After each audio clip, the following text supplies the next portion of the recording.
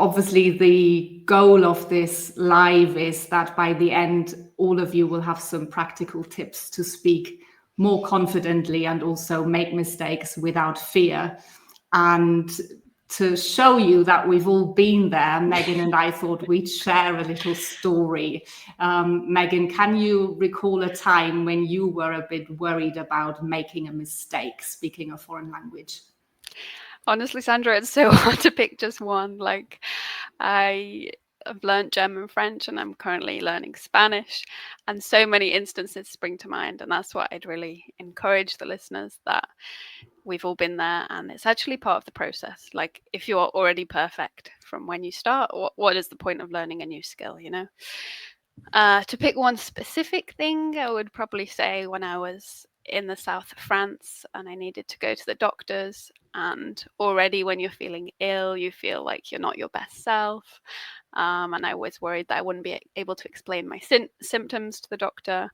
But through hand gestures and a mix of, different languages, we got there eventually. And because they're in a position where they want to help you, I think these people are normally very understanding, and they know that it might not be perfect, but you're aiming to get the message across rather than get the grammar exactly right. As long as you can get the medicine you need, then it's okay. So it all worked out in the end.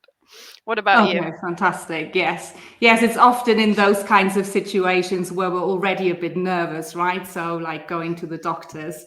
What do I remember? Yes, I was in Italy once. So I'm a beginner in Italian, and I was at this bakery in Turin, and there were all these lovely little pastries. And I was there with a friend of mine who's got really good Italian. And given I'm a language teacher, I didn't want to look stupid in front of him, right?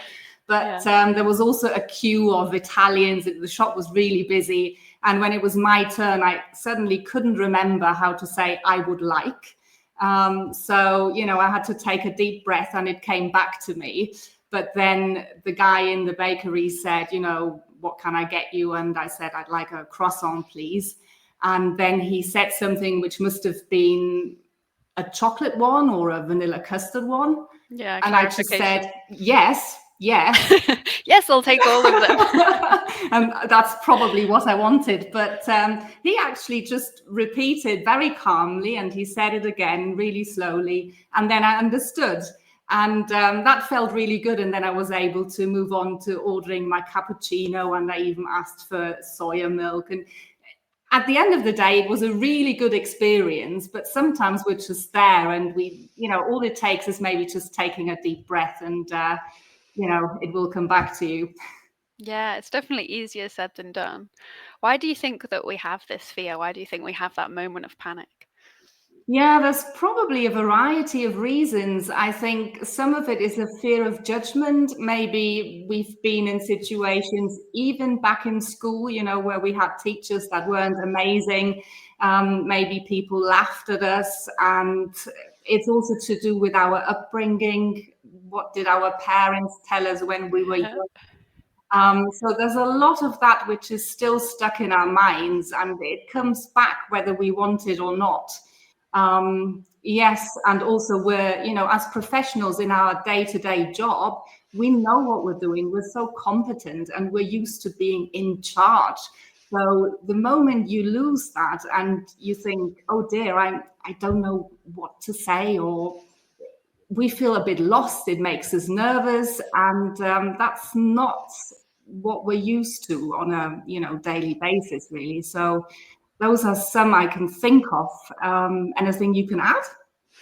Yeah, I definitely agree. Like, it's this humiliation, this shame, and it's like these internal feelings that I work with a lot of clients who, like you said, are experts in their fields. They're managers, they've got international teams, they're very capable people. So they have this perfectionism, and it can be quite difficult to process those feelings of not being top of your game. So you would rather, like, this fear comes from the idea you'd rather say nothing than say something wrong. And it's trying to break through that. Also, depending on your culture. So like I said, I work with lots of Germans, and I think this kind of rule-based and structure-based society is like, it has to be good first time. Whereas other clients I have, maybe from like Latin American countries, not to generalize, but they seem a little bit more laid back and go with the flow. So I think depending where you're coming from can depend on your attitude to making mistakes and this fear behind it. Yes, it's definitely a cultural thing. Like you say, the Germans, we we don't like making mistakes. The same maybe goes for all German-speaking countries, Austria, Switzerland. You always want to appear really competent. So that's also sometimes at the heart of that, maybe. So what can we do, Sandra? Do you have any tips that we can beat these feelings of fear and this panic? Yes, we should definitely give some tips. And you mentioned earlier, Megan, that you also focus on mindset coaching in your lessons as well. And that's often the number one thing that I also notice when I have a new client. We talk about how they're feeling about their language skills at the moment. And there's often this frustration, and they tell me their own stories. So I think that is a really important part to work on. So almost shifting from I can't do this to a growth mindset and imagining how it would feel if you could do it, and then take it step by step. So, accepting that mistakes are not failure, but they're an opportunity to learn from them. So if I go back to the Italian pastry shop in my mind, I will always remember now how to say, I would like a croissant, please. Right. And in my mind, I can picture that shop. So you can take many positive things from mistakes, and they are not failure, but they're feedback. So it's about shifting that mindset and telling yourself, if I keep going, a few weeks, months, or years from now, I can be in a very different spot to where I am now.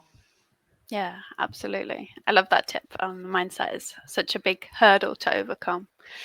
I think if we go into more practical things, and I'm sure you do this with your clients as well, it's like making short pieces of progress and safe practices so that you have like the tangible results. So I do a lot of role play with my clients in situations that they would actually use the language, rather than learning all of the grammar rules or a big long list of vocabulary. We're using it in a tangible way for things that they would need it in a way that's helpful for them, so I would do the role play. I often encourage them to record themselves, which everybody hates doing, but is actually beneficial, whether it's like the voice note tools or even like in the mirror or video. And I think this is going to be helpful for like the short meetings as well, because then you've got the key phrases that you're going to use. Yes, role play is a great way of practicing, and also what comes with that is whole phrases that you can practice. So rehearsing these phrases and sentences for common everyday situations relevant to your world is really important. It's not about some topic in the course book, but it's about what you need to do going about your everyday life. So whether that's going to the doctors, or maybe speaking to your children's teacher at school, or you have a job interview and you want to do that in German, or you have to do it in German because the role is in German. So it's these types of things. It's not about knowing all the grammar in the book. That's not even necessary. It's having the right types of phrases and practicing those, which really sort of helps. Yeah, exactly. I am definitely a grammar nerd, but I know I'm the exception, and most of my clients do not enjoy this. But I love what you said, like not focusing on that. Like the flawless grammar is less important than the communication. We learn languages so that we can use them and so that we can speak to people. And even native speakers make mistakes all the time, as you just saw. So it's focusing, on the message rather than the perfection, and not beating yourself up for getting everything right first time. I think that's a really valuable lesson, but I know it's a difficult one to learn. Yes, but that's what people value when they speak to you, right? They don't really notice the odd grammar mistake, but they think, yes, I understand what this person is saying, and communication is successful, which is all you want. Yeah, so to help you with that, just one more tip that springs to mind is also when you learn new words, don't just learn them by themselves, isolated, but make sure that you chunk language. So just to give a couple of examples, instead of just learning the word suggestion, if your children's teacher says it's not going so well with the German, maybe you could say, well, what can you suggest? Do you have any suggestions? And learn that as a phrase so you can then use it. Or, job application. Don't just learn the word job application. That won't get you that far. But if you can say, hello, I just wanted to check in about my job application because I haven't heard back yet, you can actually then use that in a phone call.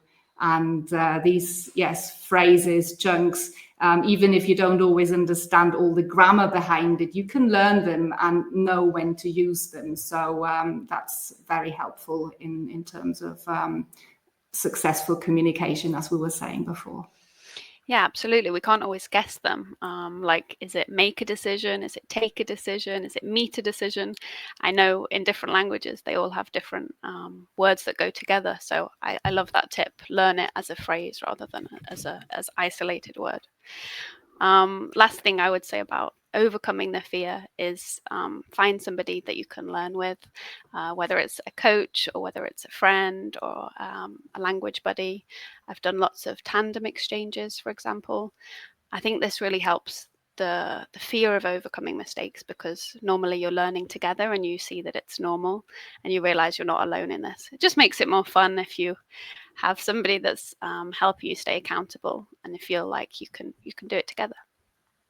Yes, I love the phrase or the term language buddy. It's such a nice word to say. There's somebody in the same situation as me. They're also learning German or English. And you can then chat about it, and not just the language aspect, but how are you feeling? How are you getting on? You can maybe also hold each other accountable and say, have you done some revision? Have you practiced? Or shall we go out together and speak to some people? So that's really important. You're not alone, and you can find somebody to support you, and then it's so much easier. Yeah, absolutely. We've shared so many tips, Sandra. What would be your key takeaway or message for somebody that's struggling with this? Yeah, I think one of my favorite things to say is because people are often looking for confidence, but that doesn't come automatically. Confidence is a bit like a feeling like being happy or sad. You can't switch that on. So it's not the thing to look for, but action is key. So action comes first. And then, through practice and positive feedback, sometimes negative feedback, but certainly feedback, you can grow your confidence. But if you don't take action, you just remain stuck in the same place and you will end up feeling the same frustration. Yeah, absolutely. I think that's inspiring, to take action, and the confidence will follow. I always tell my clients and myself that confidence isn't the absence of mistakes, but it's the belief that you can handle them. We're not aiming for it to be faultless, perfect. It's knowing that even if you make a mistake, like in the doctors or the bakery, you can still survive and you can still get to the end result. And I think this is an important reminder when we're thinking about confidence. Yes, and being able to look back on that experience and knowing you've survived, so you can do it again. You've done it once, you can do it again. Yeah. And the first step is always the hardest. So if you're in a place at the moment where you think, should I do this? Should I take up English classes again? Or, you really need to improve your German to get that better job opportunity. Once you've taken the first step, you will never look back. But instead, you can always look back and see how far you've come, really. And that's a great feeling. So just take the first step, small steps at a time, but take the first step. Yeah, great. What steps can people take to reach out to you if they're interested in learning German? Yes, the best way is via my website. You can see my website here, sandra-wood.com, and there you can find out more about my offer and especially also about my German Fluency Breakthrough Program, which is my flagship program for people who are quite advanced, so they've maybe done a B2 course or they've started C1, but they live in Switzerland, they want to integrate better. And this is a program focused on speaking, a small group program, which in 12 weeks helps you practice some of the most important situations in everyday life. So be that at the workplace or just going about daily life in Switzerland. And you will also be paired up with a language buddy. So the next course start for that is the 29th of September. And if you'd like to find out more about that, you can go to my website, or you can also drop me a message on LinkedIn. And Amazing. you, Megan, anything you'd like to share? I want to sign up for your course. It sounds great. You can find my LinkedIn or my website, Mega Language Coach. I'm also on Instagram as well, so and YouTube, lots of different ways to find me. I have one-to-one classes, so probably the 10-week business English course is most appropriate for anybody watching, and also the confident conversation classes. So this is an ongoing one-to-one offer where we talk about things that are interesting and relevant for you. So whether it's sports or hobbies or travel, or I have some students really interested in politics and history. So we get the vocabulary to feel like confident to talk about these things. And I would also recommend signing up for my newsletter, which is free once a month. And I can share more tips like this. Yeah, so just follow us here on LinkedIn, and I think we've got another LinkedIn Live planned, right? Yeah, absolutely. I think we are going to talk about fluency, and it's actually overrated.